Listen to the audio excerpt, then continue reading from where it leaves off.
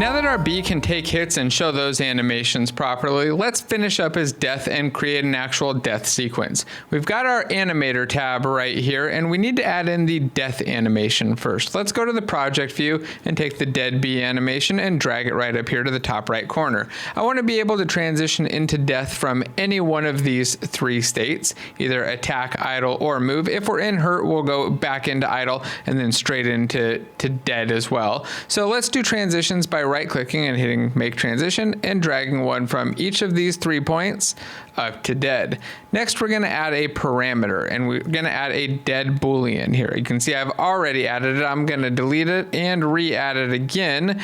You can just name it dead, and the reason that I want this to be a boolean is pretty simple instead of a trigger, and that's I want to be able to transition back from dead into idle and bring my bee back to life if I want to do some testing or I want to reuse this character. So to do that, I'm going to right-click and make another transition back into our idle from dead. But first I need to, well, actually after, I need to go in and add in all of my conditions. Let's start with the exit out of dead. We'll go select it and choose the condition that dead is false. For the transitions into dead, we'll select them and choose the condition that dead is true, but we're also going to uncheck has exit time because I don't want the full idle animation to play or the move or the attack to finish. I want dead to play automatically if we die. Let's go to the next transition from move to dead, add in our condition of dead equals true and uncheck has exit time, and the same from our attack.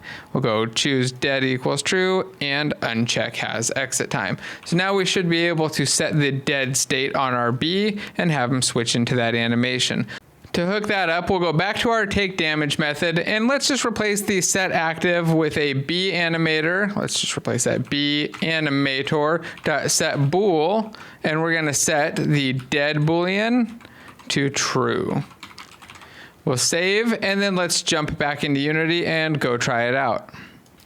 I'm going to make sure the bee's health is down at 5 so that he's nice and easy to kill. Go blast him a few times, and then let's see what happens.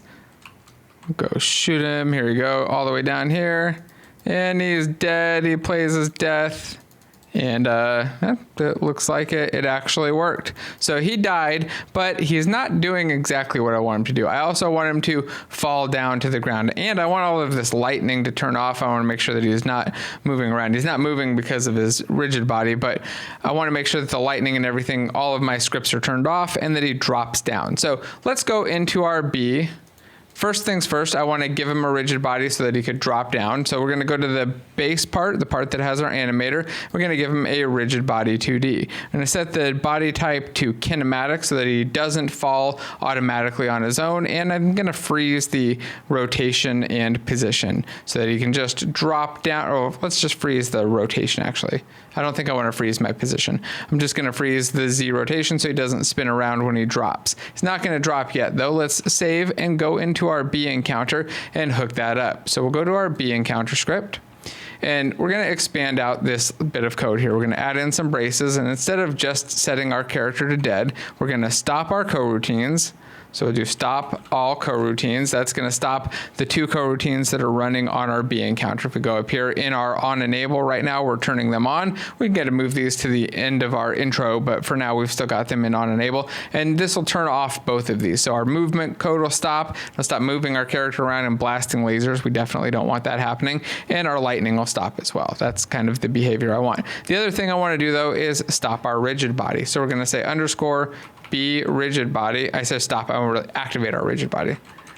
And we're going to want to set its body type. We don't have a reference to it though, so let's copy this, go to the bee animator by control left clicking, duplicate it with control D, control V to, double click control V to paste and get our bee rigid body, and then make this a rigid body 2D. We'll go back down to our code on take damage, which is line 157 for me right now, and we'll set the body type equal to, and we want this to be dynamic so that it will fall on its own.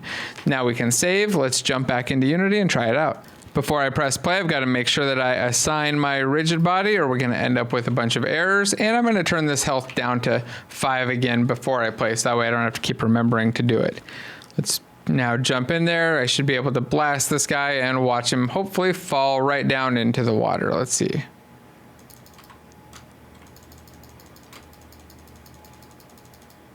There we go. He falls down and now he's just bouncing in the water. That is exactly what I wanted. There's an issue though. Take a look at this. I can stand on him and I can't really walk through him. What if he is in the way? What if he lands somewhere important? Let's take a look at our B real quick. Let's just drag his position over here. What if he lands like over there? Well, then I'm kind of stuck and I can land on him and bounce around him, but I can't move, so I can't walk because he's not counting as grounded, and I'm slipping off of him, and really I think I'd like to be able to walk through him. And I think we'll deal with that in the next section because that's going to be a slightly more complex thing. Let's go into plastic for now, make sure that we've saved, and say that our B falls to his death, and check that in.